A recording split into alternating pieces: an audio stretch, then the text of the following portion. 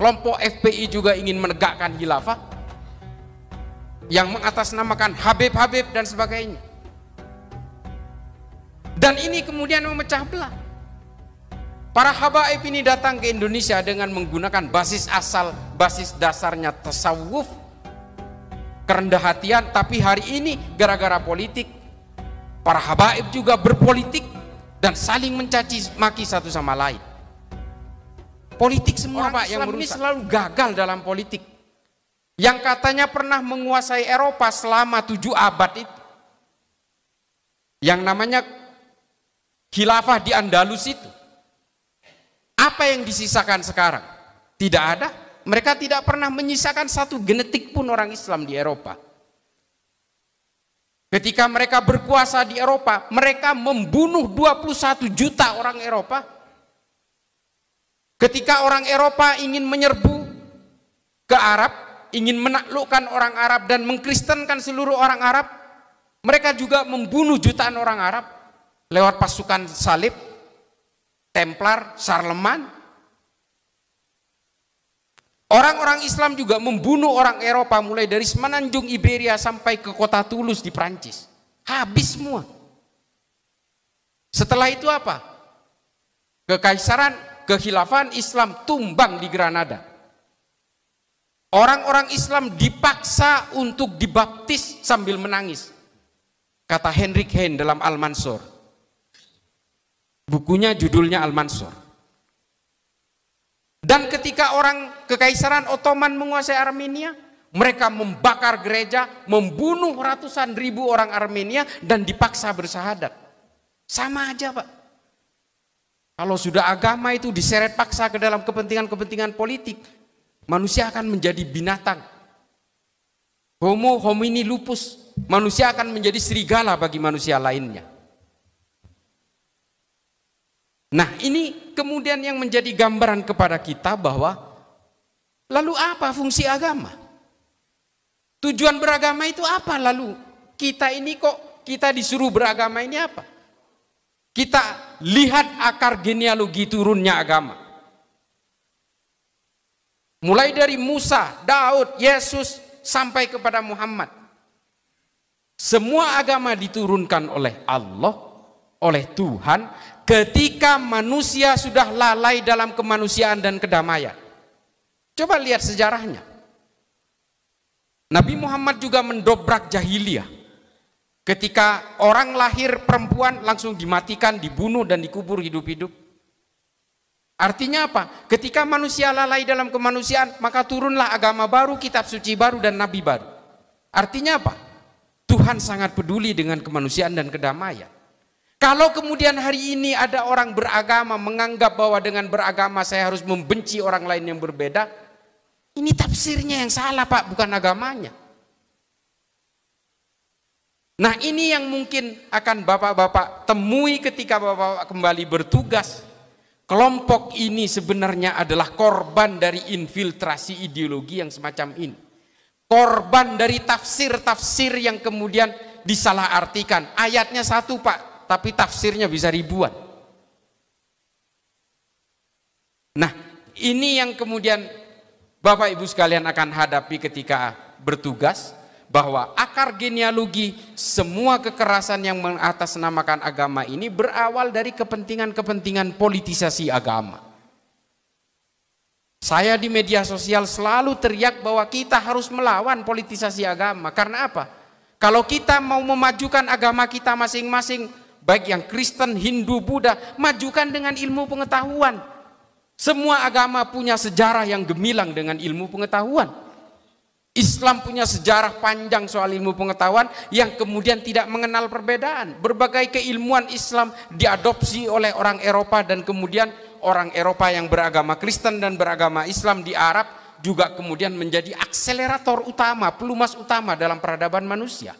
Saling bekerja sama. Yang menciptakan jaga jarak dalam pandemi itu seorang pendeta Kristen Pak, namanya Al-Ibri. Dirumuskan di mana? Di bawah pemerintahan Islam di Baghdad. Bersama Imam An-Nawawi dalam kajian pandemik yang kemudian ditulis dalam Ahbari Mogulan. Ahbari Mogulan ini adalah jurnal ilmiah pertama yang diterbitkan di Arab.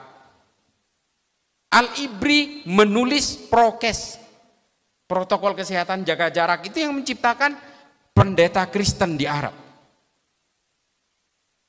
Betapa indahnya dalam ilmu pengetahuan ketika orang tidak mengenal lagi batas-batas keimanan. Tidak ada lagi orang yang berkompromi soal perbedaan bangsa dan sebagainya. Nah, ini yang semakin menjauh dari kita.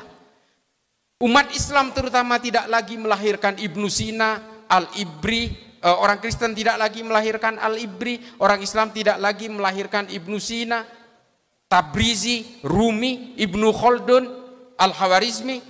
Kita semakin menjauh dari tokoh-tokoh seperti ini. Yang kita lahirkan hari ini Ayman Al-Zawahiri, Osama bin Laden, Said Qutb, Muhammad Qutb, Abu Bakar Ba'asyir, Oman Abdurrahman. Ini yang kita lahirkan hari ini.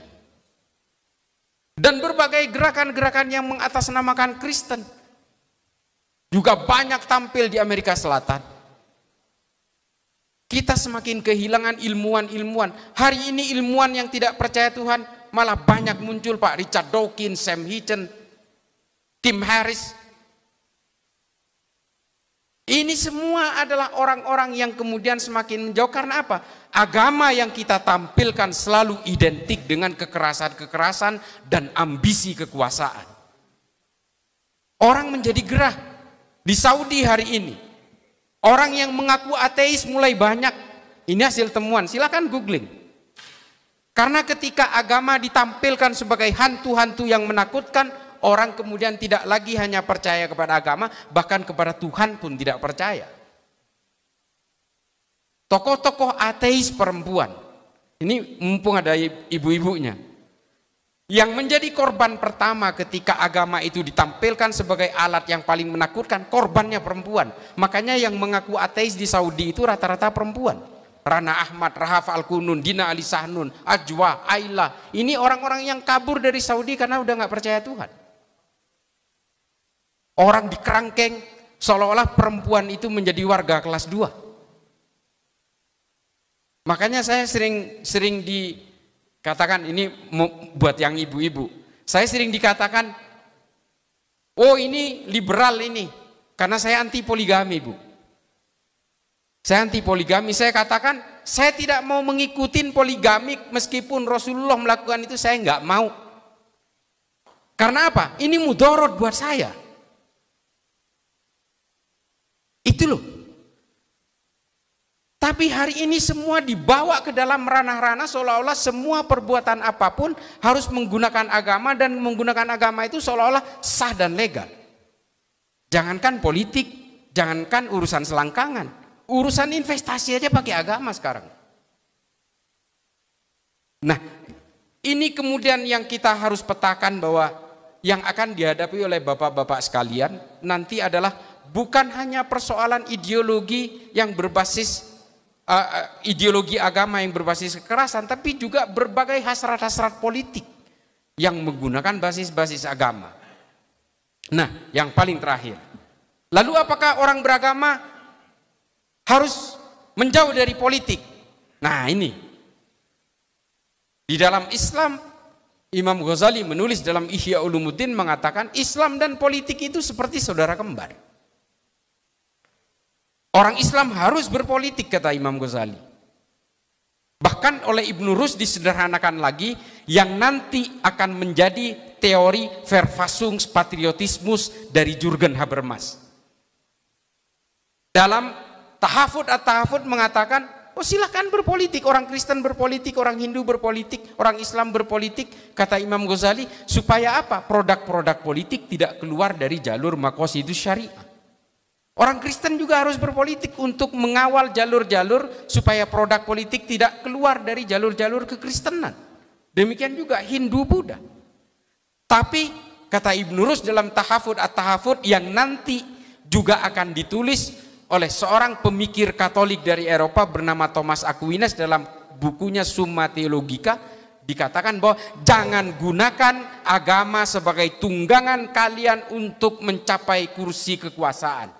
Karena nanti kejahatanmu juga akan menggunakan pembenaran agama. Politik agama boleh, Pak, Politik identitas boleh, yang nggak boleh adalah politisasi identitas dan politisasi agama. Bahaya ini. Saya orang Madura, kalau saya mau nyalek pasti dapilnya Madura. Saya orang Islam, saya pasti akan mewakili entitas keislaman saya. Ini politik identitas. Tapi jangan politisasi agama dan kesukuan saya untuk menuding orang lain bahwa orang yang tidak memilih saya berarti bukan Islam. Ini bedanya. Yang paling terakhir juga adalah tolong Bapak Ibu sekalian, karena ini calon-calon pemimpin di daerah nantinya, jangan sampai terjadi politisasi agama di masjid, Pak. Ini yang paling terakhir. Karena sejarah pergolakan semua agama selalu dimulai dari rumah ibadah. Perang 30 tahun yang dilakukan oleh orang Kristen sesama orang Kristen di Eropa juga diawali dari gereja. Perang sesama orang Hindu di India juga diawali dari berbagai kuil-kuil yang ada di sana. Islam juga. Selama masa Bani Umayyah selama 60 tahun. Kampanye politik di masjid dilakukan, saling mencaci maki. Satu sama lain saling mencaci maki. Hingga ada salah seorang khalifah bernama Umar bin Abdul Aziz membuat satu kesepakatan, nggak boleh lagi politisasi agama di masjid. Lalu khotib Jumat diwajibkan membaca surat An-Nahl ayat 90 di setiap akhirnya supaya orang tidak lagi mempolitisasi agama di masjid. Nah, surat An-Nahl 90 ini sering kita dengar dari khotib kalau kita Jumatan. Innallaha ya'muru bil adli wal ihsan wa ita'idil qurba wa yanhanil fahsya'i wal munkari wal baghi ya'idukum la'allakum tadhakkarun wa ladzikrullahi akbar. Hentikan semua. Semua ini anak manusia. Saling tolong menolonglah kalian. Tidak ada gunanya kalian bermusuhan. Menggunakan kata manusia dalam ayat itu. Karena apa? Karena dulu sesama Islam tapi saling caci maki, Pak, di dalam masjid. Dan kemudian setelah keluar dari masjid mereka saling bunuh. Dan ini juga terjadi hari ini di Afghanistan, di Pakistan. Saya juga pernah berkali-kali, Pak, ke berbagai negara konflik ini. Mereka saling bom masjid. Kemarin Laskar At-Taiba membom masjid karena masjid itu masjidnya polisi di Pakistan.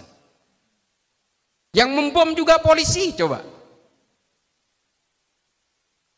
TNI Polri tidak bebas dari paham seperti ini.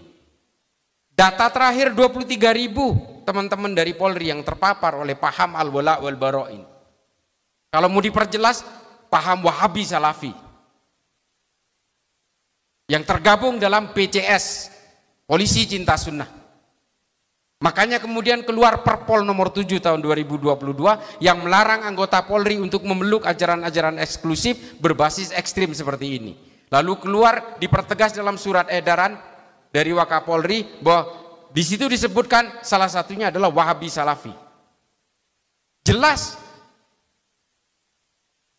TNI juga 9.200 berdasarkan data Al-Farah yang terpapar ajaran ini. Tapi satu-satunya yang punya aturan internal seperti Perpol nomor 7 ini baru Polri.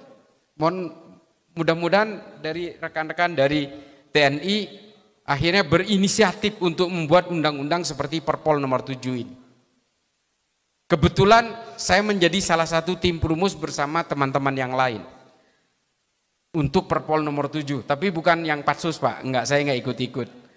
Saya yang bagian ajaran ini aja. Salah satu poin pasal 8182. 8182 malah Patsus, tapi ada salah satu pasal di dalam Perpol nomor 7 itu. Nah, ini menjadi penting, Pak, karena Bapak-bapak sekalian bertanggung jawab terhadap keamanan, bertanggung jawab terhadap pertahanan negara, maka Bapak-bapak harus menyadari bahwa Bapak tidak boleh terbelah dalam berbagai apapun.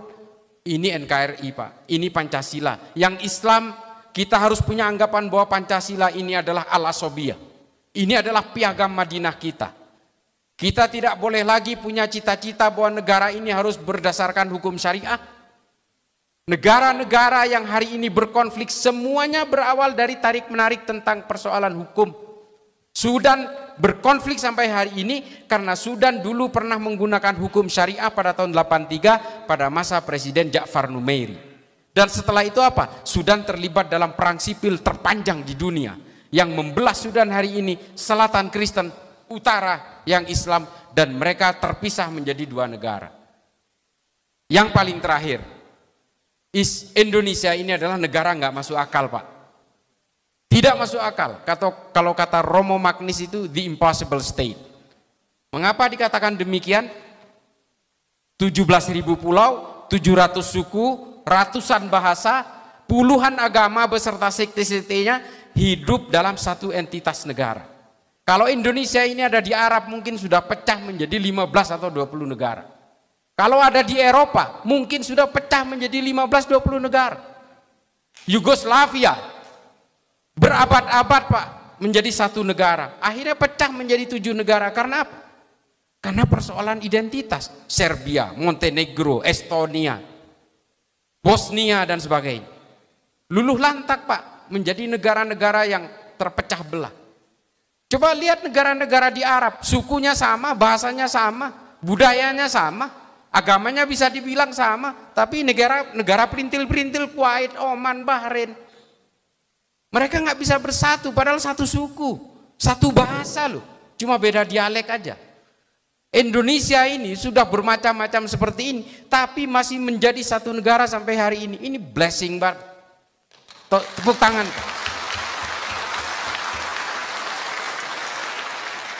Inilah negara kesatuan Republik Indonesia dengan Pancasila. Kalau dulu ada satu yang egois, gak bisa, Indonesia harus pakai sistem syariah. Hari ini, Pak, bukan hanya orang Kristen, orang Hindu, orang Buddha yang berperang dengan orang Islam. Sesama Islam pun akan berperang. Kalau undang-undang syariah yang dipakai versinya Wahabi, lalu kemudian mengatakan siapapun yang maulidan tolong polisi tangkap. Orang NU mau terima nggak? Perang, Pak. Kalau kemudian NU yang berkuasa, undang-undangnya, semua orang yang meninggal wajib ditahlilkan. Terima nggak orang Wahabi, orang Salafi, orang Muhammadiyah? Nggak terima, Pak. Makanya kemudian keputusan ulama, pendeta, pastor dan sebagainya, tokoh-tokoh nasionalis memutuskan kita harus membuat bejana yang bisa menjadi wadah dari semua kepentingan ini. Silahkan menggunakan hukum syariah dalam kehidupan beragama, tapi dalam kehidupan bernegara kita harus tetap mengacu pada Pancasila sebagai kehidupan yang harus ditampung bersama dalam bernegara. Dan ini konsepnya Nabi banget. Demokrasi modern juga dirumuskan dari Al-Muqaddimahnya Ibnu Khaldun kok, oleh John Locke dan John Maynard. Hari ini kemudian demokrasi diharamkan. Yang mengharamkan malah menikmati demokrasi, Pak. Demokrasi hari ini diharamkan, tapi mereka menikmati kebebasan demokrasi, meneriakkan anti demokrasi tanpa ada orang yang menangkapnya. Anomali. Khilafah ini juga kemudian dijual kemana-mana. Ini yang kemudian menjadi biang. Makanya Nahdlatul Ulama kemarin pada satu abad itu mengeluarkan sebuah anjuran fikih peradaban. Karena di dalam Islam ini ada dua unsur, Pak. Ini panjang lagi. Dua unsur, Pak. Yang satu namanya sawabit, soal prinsip yang nggak bisa ditafsirkan ulang. Tapi ada satu hal yang bernama mutaghayyirat yang bisa ditafsir ulang. Makanya kemudian NU membuat mutaghayyirat, kita tidak boleh menerima lagi wacana-wacana khilafah dalam satu negara. Karena inilah biang perpecahan semua pemeluk agama. Orang Islam kemudian benci orang Kristen, benci orang Hindu, bahkan orang-orang yang dianggap tidak mendukung khilafah pun kemudian dimusuhi. Terciptanya Al-Qaeda, ISIS, dan berbagai organisasi teror di Indonesia, JI, JAD, JAK, JAT, JAS, MMI, MIT, MIB, NII, Hilafatul Muslimin. Ini semua karena punya cita-cita politik daulah khilafah. Kelompok FPI juga ingin menegakkan khilafah yang mengatasnamakan Habib-Habib dan sebagainya. Dan ini kemudian memecah belah. Para habaib ini datang ke Indonesia dengan menggunakan basis asal, basis dasarnya tasawuf, kerendah hatian, tapi hari ini gara-gara politik, para habaib juga berpolitik dan saling mencaci maki satu sama lain. Politik semua Pak yang merusak. Nah ini Bapak Ibu sekalian, saya agak sedikit menggebu-gebu. Ini mungkin bisa menjadi pembekalan bagi Bapak Ibu sekalian ketika bertugas di kesatuan masing-masing. Jadi inilah yang bisa saya sampaikan, mudah-mudahan ini bisa menjadi maslahat bagi kita semua. Akhiron ihdinas siratal mustaqim wallahul muwaffiq ila aqwamit thoriq. Wassalamualaikum warahmatullahi taala wabarakatuh.